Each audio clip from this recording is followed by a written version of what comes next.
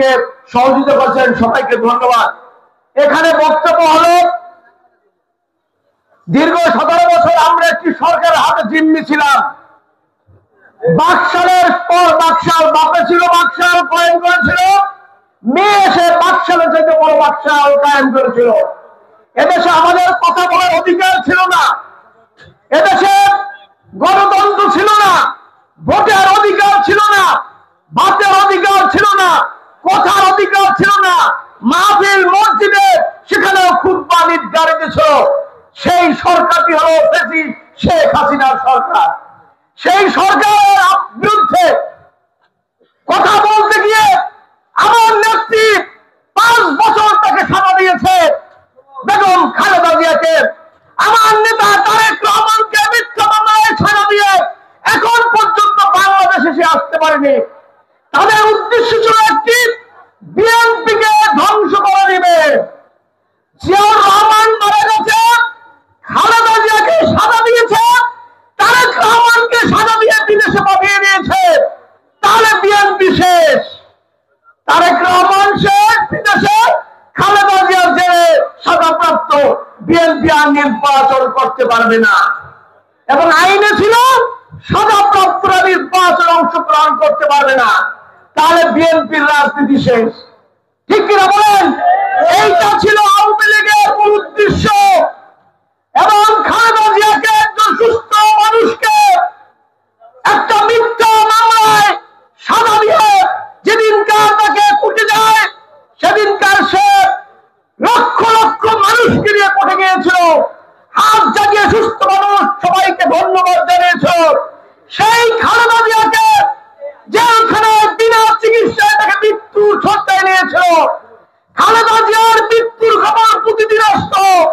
এই ইউনিয়নে বহুবার আমরা মিলাদ করেছি, মসজিদে কাউখালী উপজেলায় বহুবার তার সুস্থতায় কামনায় মিলাদ করেছি। এই খালেদা জিয়াকে যদি মারতে পারত, তিনি যদি মারা যেত, তারেক রহমান বিজেপি আসতে দেবে না, বিএনপির পরিণতি তাহলে কি হতো? এইটাই ছিল শেখ হাসিনার মূল উদ্দেশ্য। সেই খালেদা জিয়া তাকে সাজা দিয়েছিল, তারেক রহমানকে সাজা। বিএনপির মহাসচিব মির্জা ফখরুল ইসলাম সহ সকল নেতা কর্মীদেরকে মিথ্যা মামলা দিয়ে সাজা দিয়েছিল, জেলে বানিয়েছিল। আমাদের তৃণমূলের এমনকি থানা পর্যায়ে কথা বলার সুযোগ ছিল না, সবাই মামলার আসামি। এই পরিণতি করেছিল শেখ হাসিনা। তার বিরুদ্ধে আমরা 17 বছর আন্দোলন সংগ্রাম করতে গিয়ে হাজার হাজার মানুষ জেলে গিয়েছে, হাজার হাজার মানুষ পঙ্গুত্ব বরণ করেছে, অনেক মানুষকে হত্যা করেছে। আজকে সেই শেখ হাসিনার বিরুদ্ধে একটি বৈষম্য বিরোধী আন্দোলনে এমন পর্যায়ে আন্দোলন করেছিল, হেলিকপ্টার দিয়ে গুলি করে মারেছে, হাজার হাজার মানুষকে গুলি করে ছাত্রকে মরেছে। যা বাংলাদেশের ইতিহাস, স্বাধীনতা যুদ্ধ এরকম হয়নি। এদেশের দামাল ছেলেদেরকে যেভাবে গুলি করে মারা হয়েছে, এখনো বহু মানুষ পঙ্গু অবস্থায় রয়েছে। আমাদের ছাত্রদল অনেক নেতাকে হত্যা করেছে, আমাদের কাউখালীতে 6 জন ছাত্রতা পঙ্গুত্ব বরণ করেছে, তারা আন্দোলনে ছিল, তাদেরকে পুরস্কার দিয়েছে এই সরকার। সেই পরিস্থিতি হওয়ার পরে এমন আন্দোলন হয়েছে, সেই আন্দোলনে আমরা ঢাকার রাজপথে ছিলাম। সেই 5 তারিখে শেখ হাসিনা এমন পতন ঘটেছিল, বাংলাদেশটা পৃথিবীর ইতিহাস, এইরকম জঘন্য ইতিহাস বাংলাদেশটা বিদেশে হয়নি। শেখ হাসিনা বেডিং বস্তা, ওর যা যা কিছু আছে সব নিয়ে হেলিকপ্টারে পালিয়ে যায়। ওর বউ, ওর মেয়ে, ওর ভাই, ও সব তারা বিদেশে চলে যায়। আজকে শেখ পরিবার একটা লোক কিন্তু গ্রেফতার হয়নি। শেখ পরিবারকে তিনি বাঁচিয়েছেন। সেই শেখ হাসিনা পালিয়ে গিয়েছে ভারতে। ওনার ভারত, উনি সবসময় ওনার অর্থমন্ত্রী ছিল। ভারতের সাথে বাংলাদেশ সম্পর্ক স্বামী স্ত্রীর সম্পর্ক, মনে আছে? এই কথা বলেছিলেন। আজকে তার প্রমাণ দিয়েছে শেখ হাসিনা এখন ভারতে।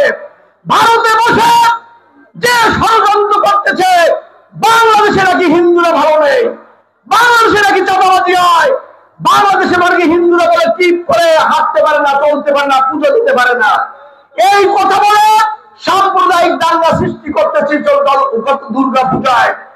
এই শেখ হাসিনা বাংলাদেশের বিরুদ্ধে এখনো ষড়যন্ত্র করতেছে। আর বাংলাদেশে যারা রয়েছে তার দালাল প্রেতাত্মারা, তারা এই ষড়যন্ত্রে লিপ্ত রয়েছে।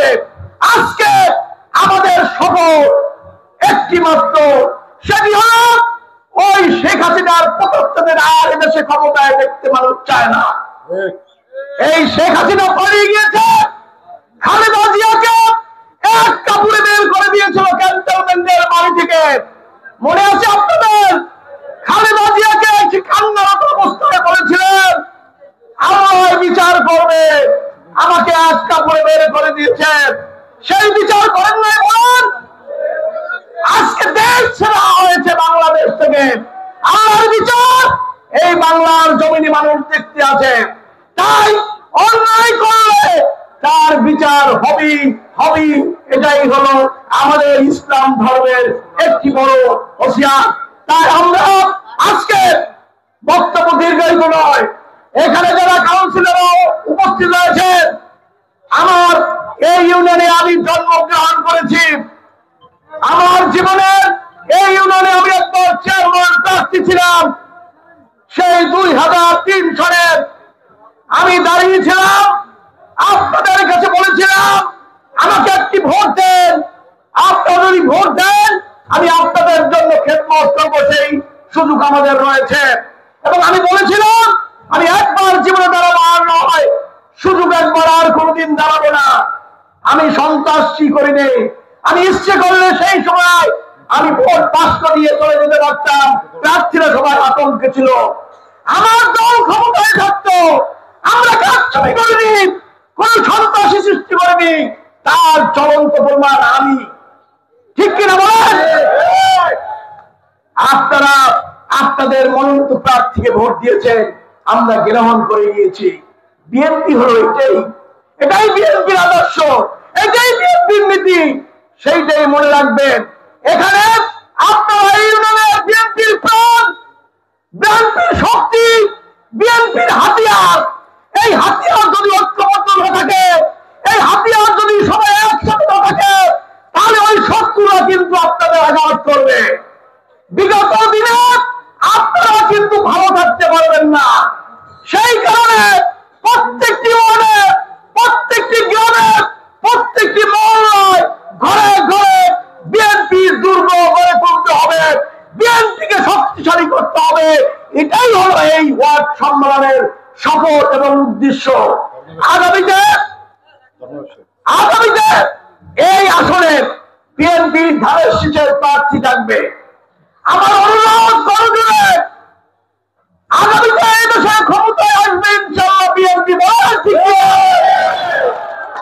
আওয়ামী লীগ আসার সুযোগ আছে না, বিএনপি ক্ষমতায় আসবে। তাহলে আপনারা অন্য দলকে কেন ভোট দিবেন? কেন ভোট দিবেন?